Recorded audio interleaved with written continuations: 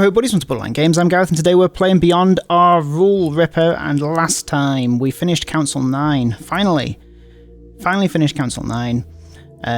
Poker then talked us through how Jin was killed. I think that's what happened. And now that has convinced him that he must kill himself. So, you know, we left on a bit of a hangover. Cliffhanger. It gave me a hangover because of this cliffhanger. And now we're going to try and persuade him not to do that. So, I don't know, I guess wish me luck. I don't know whether we're going to get any more options. But that'll be fun to navigate if that's the case. Don't do it. Don't kill yourself, Poker. Because you don't want me to die, or because you'll feel bad knowing you caused it? Be equally honest. You're right, it's a selfish request, but knowing that I pushed someone to their suicide using their trauma is... Hey, don't care if it's selfish, but don't treat me like some poor victim. I'm a grown man. Don't get it twisted. Seems like an odd thing for Poker to say. Doesn't seem like he's like the right generation to say that. This isn't a suicide. I'm sacrificing myself to save one of you. You deserve to live more than me. Except for one case. Yeah, we also discovered that Cocktail was kind of manipulating Poker as well. It's now or never. Your chance to join me and be remembered as a hero. I don't know whether he's going to do that. I don't deserve such a title. I'll take over your role as a villain. Uh-oh. Are you admitting to your actions there? Not at all. But I do have something to confess. Leaving aside what may or may not have happened with Lime, I've been aware of your rule since long ago. Since you stole Jin's data, no? Not quite. That was soon after I found out. Yes. Oh, huh? What's going on, Cigar? Yes, we should tell the truth now. Cigar, I didn't expect you to be wicked. Huh? I lied about my alibi in Jin's case. I was never at the entrance waiting for Rule 2 to appear.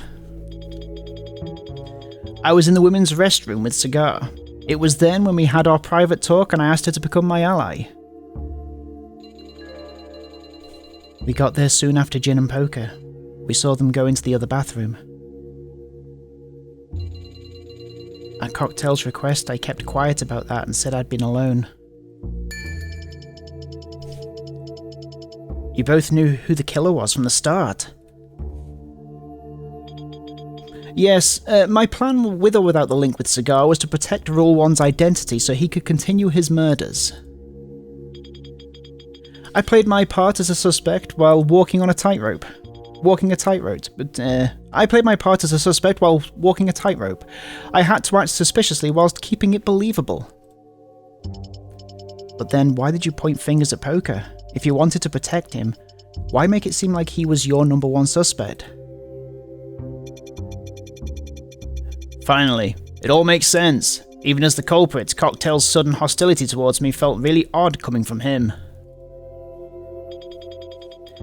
I don't blame you. I knew everyone would expect me to remain neutral, so I decided to bring attention to myself by being belligerent. Son of a... I didn't need your damn protection. Given your lack of aptitude, as a murderer, I disagree. I expected you to end the game in a few hours. So sorry if I was a disappointment as a psychopath. Maybe you'd been a better fit. That's everything I can admit to. Oh? Knowing all of that, his role in Lime's death is practically confirmed. I don't blame him for wanting to play the game passively, relying on the killer. I can forgive that to some extent, even his protection of him. But I can't forgive Lime's murder. However, his confrontation with Cocktail would come later. He had to be patient. As for me, I'm sorry. I couldn't bring myself to accuse anyone, so... Don't worry. I understand. So she knew who number one was, but did she know that that Cocktail was manipulating Poker? And did she have a part to play in that, or no? I've been an idiot. Here I was thinking I had the old game in my hands, when I was no better than a puppet. I'll take the moral victory, at least. I killed 3 people, but it was indirectly. 2 if we count Jin as a special case. I can rest easy knowing that I wasn't able to stab anyone. I couldn't cross that bloody red line. I'm not that kind of person. Bill couldn't know for certain that Poker was wrong, but he had a gut feeling his life had been in real danger more than once in the last few hours. Still, he kept quiet. He wouldn't ruin that sweet lie. However he thought of Poker now, he'd already rubbed more than enough salt in the man's wounds. Enough running away from your responsibilities. Especially you, Cocktail. Either get blood on your hands or follow in my footsteps.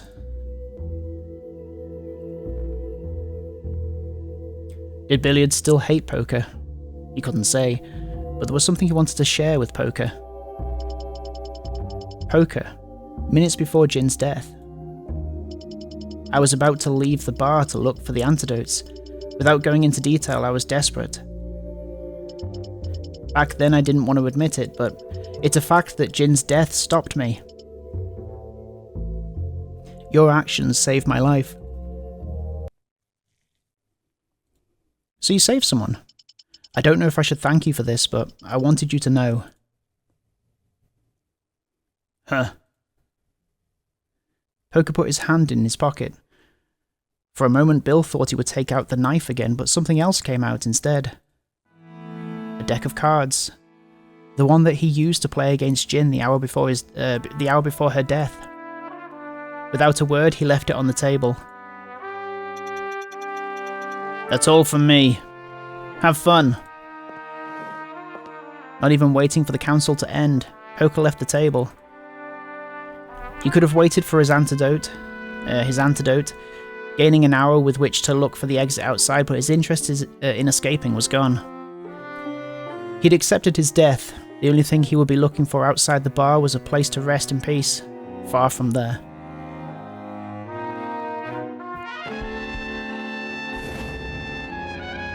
He's cool, moving his tie around.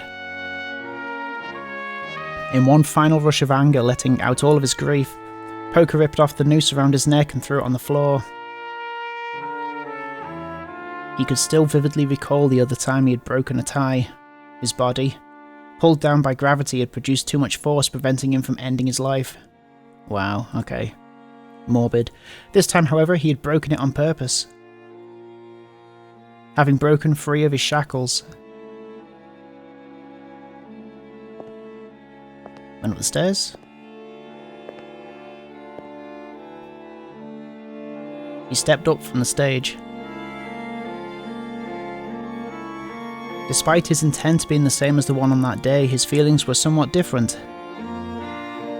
His self-hatred and his disgust at the path he had taken in life remained the same. He was still running away, but now he was saving someone's life. He found some pride in that despite his defeat. Relief from the knowledge that he wouldn't go out as a villain, while feeling resentment at those who had pulled the strings.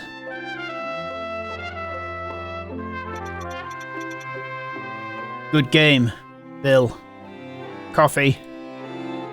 He couldn't say he was satisfied, but at that moment he smiled again.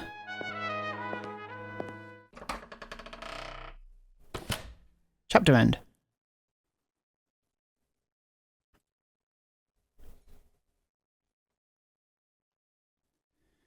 Poker is gone. Yondar. Credits. Okay, so we just saved there. Save here. Right? Yes. Yes. I'm here again.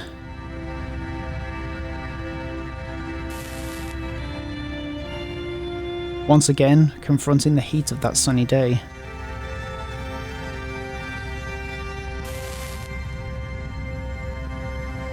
Once I was bullied alone.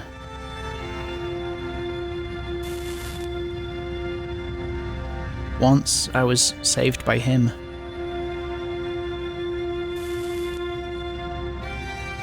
Once I tried saving someone but failed.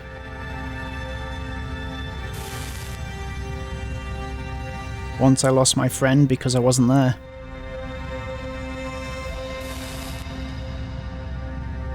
And now, even though a ceiling isn't letting me see the sun, I can feel it, this suffocating feeling.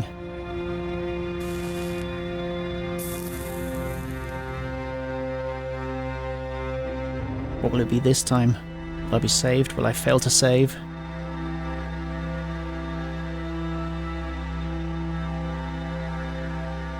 Oops, I should be clicking. Will I lose someone again? If both roads in front of me lead to loss, is it worth it to walk at all? Is that a good excuse to give up and let someone else choose? A normal life, relaxing, humble, one where I don't have to depend on anyone. And no one has to depend on me. Where I can't let anyone down. That was my goal. Is that the happiness I want? I'm not sure anymore. Is that sort of life worth fighting for? Should I fight to reclaim my life? That life? Over theirs? Can I accept any more deaths? Can I even accept the one I've caused? There's no way back. Only 1 hour left. An hour from now, my rule will end the rest but one, and the game will reach its end. I can save her, or I can betray her for everyone else's sake. Whichever I choose, this will be my last hour in this bar. I feel like I've learned a lot here, and lost even more. We still don't know the truth behind this game. We probably never will. Whatever happens, the owner got their victory. The killing he was looking for. No, there's still 5 of us left. Half from the start. We can still... Those thoughts will never leave my head. I won't run away from them anymore. I know I can't. The only thing I can do now is... load. Loading. That's the only thing I can do. Load the next bit. Piano.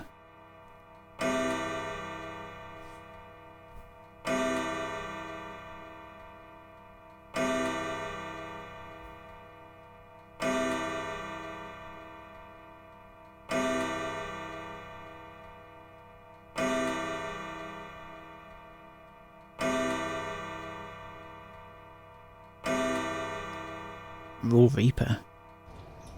Okay. Okay. The metallic grinding of the descending lift pierced the drowning silence that had been created.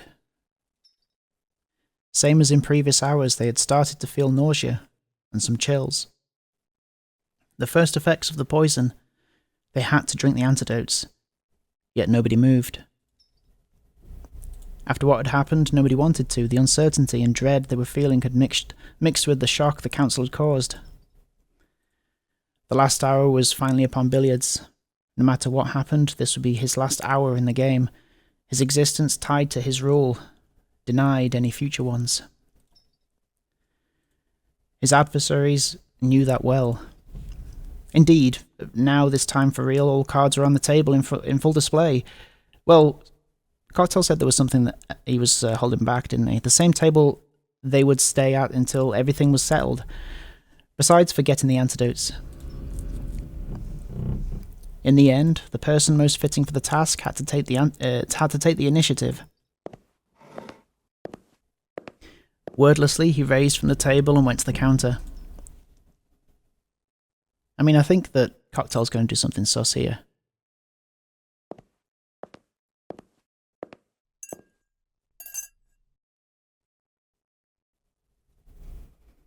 They look amazing. There's a knife. Everyone's eyes focused on the object that shouldn't be there. Nobody said anything, however. Each one picked up their drink, and once everyone had finished their drink, the 10th Council commenced. Despite not being the official one, they couldn't run away from it. Once again, it was he who made the first move with a proclamation. We're going to have another council. We all know our standings and situations. We must decide here and now. Yeah, there's no going back. Maybe there never was. This is the setup that was given to me from the start. Maybe being Rule 4 condemned me to this fate. Although that might just be wishful thinking. I can't look away anymore. I have to accept it and finish what I've started. The game must end. There's only one option. My life or yours. Indeed. Cigar and Piano seemed to be at their limits, barely able to hold back tears.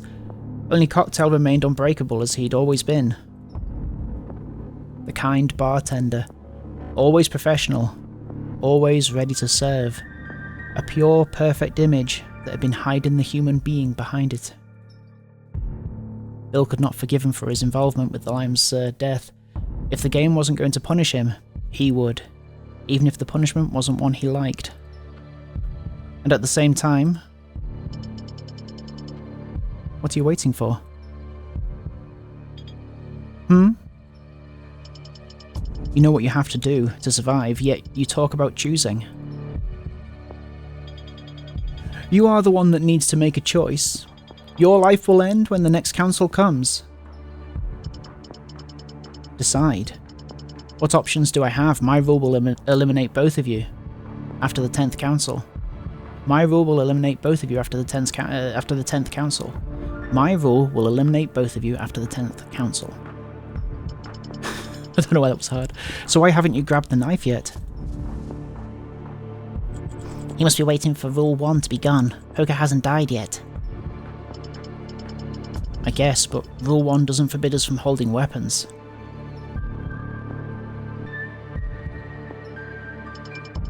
And there's something even stranger. I didn't want to say this, but now it doesn't matter. Why did you bring my antidote? If you'd let the poison kill me, I wouldn't have been that much different from what you did to Lime. You wouldn't have this problem. As you yourself said, Poker still breathes. I could have taken inspiration from what happened to Lime, or stopped you from drinking it like what happened with gin, but that would have broken Rule 1.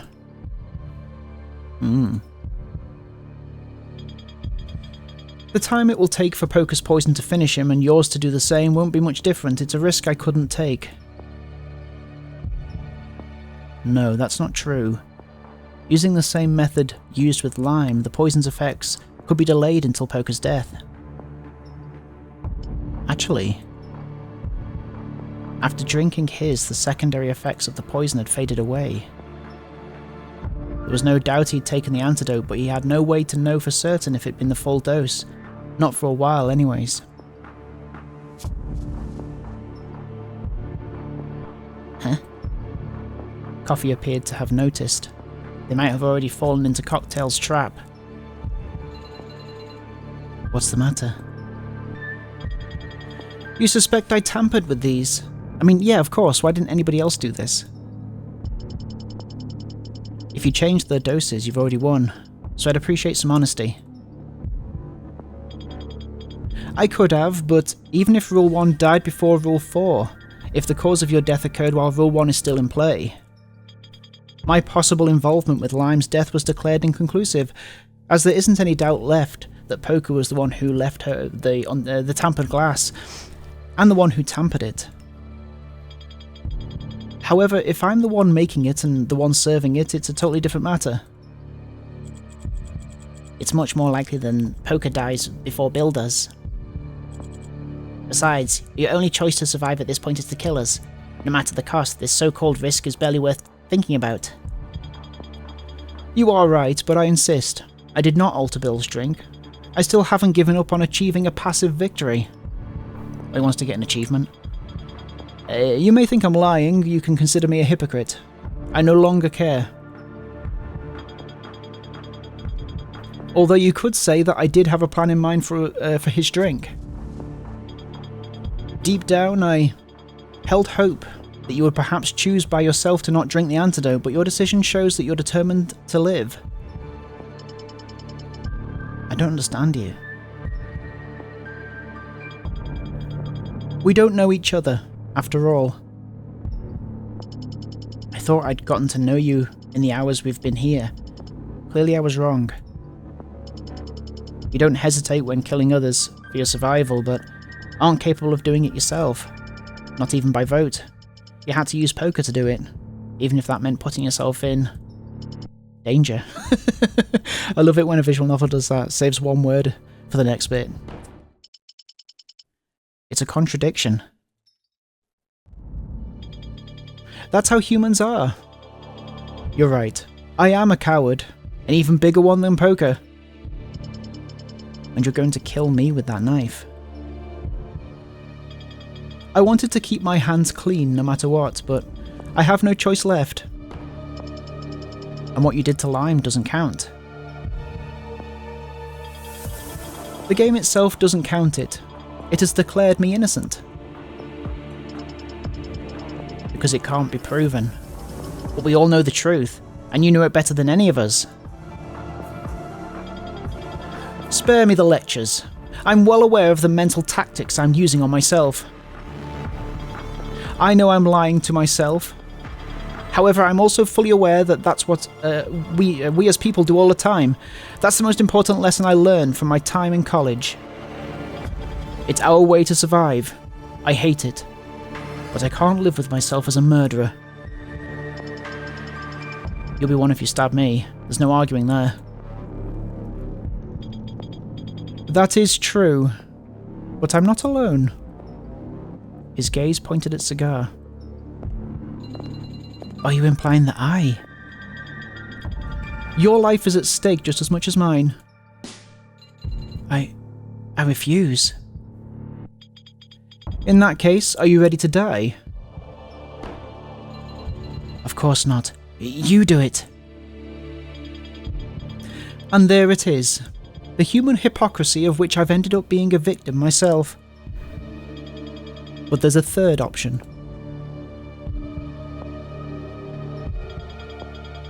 Don't worry, I would never dare to ask a kid to commit a murder. That would be as unforgivable as doing it myself. Then... Billiards, are you okay with letting us die?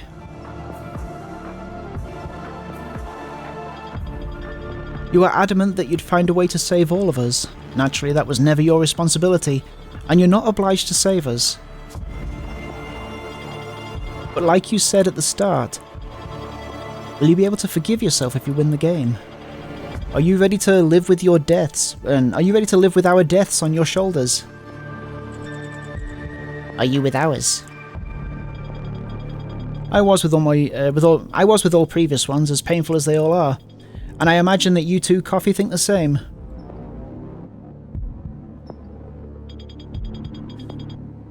But what about you, Billiards? I'm afraid that if you were to save us, following Poker's example wouldn't be enough. Your death would have to come before the hour's end. I would understand if you didn't do it for me, but there's also Cigar and Piano. At that moment, he felt Coffee's hand on his shoulder. We can save Piano, forget about them. If you save Piano, it would mean having to kill both of us. But they could vote. No. In order to survive with a third person, you need to end the game before Rule 4 does. You were in the same situation. If you want to get out of here alive with one of us three, you'll have to kill the other two without accusations. If you don't mind being the only two left alive, you can just wait for the hour to end. Wait, you're letting them choose? I'm simply laying it all bare. If they do decide to kill us, I'll oppose it, don't worry. Oppose it how? Cigar's question remained unanswered. Same as Cocktail's. And time kept moving forwards. Although his rule transformed the passage of time into an ally, he didn't want to survive that way. If there was one thing he was absolutely certain of, it was that he wouldn't let there be only two survivors. At some point, Rule 1 ceased to be, and minutes later... Huh? Alright, Cigar. I can't take it anymore! Cigar lunged forwards, towards the knife with an exasperated shriek. Gripping it with her trembling hands, she turned to Bill. To kill me is one thing. My sorry excuse of a life isn't what I value the most. I can't leave them alone. Alone? Who? My son and daughter. Exactly as he'd suspected. Cigar having children made sense given her treatment of Piano. Yet while expected, having the confirmation right in front of him, having a mother ready to kill to reunite with her children. Almost like a reflex, he opened his arms wide and he closed his eyes, welcoming death.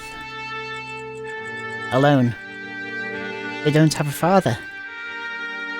Coffee's voice forced his eyes open again. Her calm demeanour surprised him, even though it was no different from her tone throughout most of the game. But that had changed after confronting Poker. Am I saying confronting? Weird. But that had changed after confronting Poker. Cigar had made it return. And the reason became clear by looking at her. I like this piece of music. Though the knife was still in her hands, she wasn't holding it like a killer would. The fury she felt when she took hold of it had transformed into sorrow. He can't do it by himself. We aren't divorced, but my trust in him just isn't what it used to. You're carrying your whole family by yourself, right? That explains your stress. Cigar. If I know. No matter what I say, it's all excuses to defend the indefensible. If I could at least say goodbye to them, see them one last time, this would all be much easier. I can't justify you dying for me either. I can't speak for Coffee, but at least I can accept your reasons. Slowly she raised the knife and...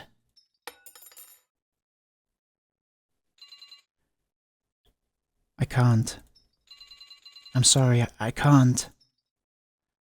For a moment it looked like she was apologising to Cocktail, however... Mummy isn't able to kill. Don't blame yourself, it seems nobody here is. Is this your final choice, Bill? Yes. But this time I won't apologise. Sacrificing yourself for others is a noble action, a heroic one, but that's only because very few people can do it willingly. Nobody should apologise for not doing it. I think that's the conclusion I've reached.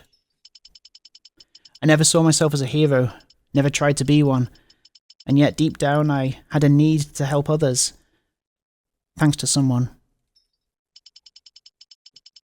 I never imagined that choosing to live would be so hard. Coffee didn't respond, but nodded, content with those words. I see. Cocktail stood up and walked up to Cigar and the knife on the ground. He looked at it for a couple of seconds, perhaps considering that option one last time. He then looked up at Bill and Coffee. I'm not ready to accept death, nor am I ready to impose it on anybody. This might be my punishment. Some say that once you've killed someone, the second time is different, much easier, much simpler. It might be because I didn't do it myself, or perhaps it's my knowledge on psychology. Either way, I can't agree. Then, will you follow his example? And I guess we're going to find out whether Cocktail 2 is going to follow Poker's example next time on Borderline Games. Thank you so much for watching this episode of Beyond Our Rule Ripper, and I'll see you next time. Have a good evening. Take care. Bye-bye. Bye-bye.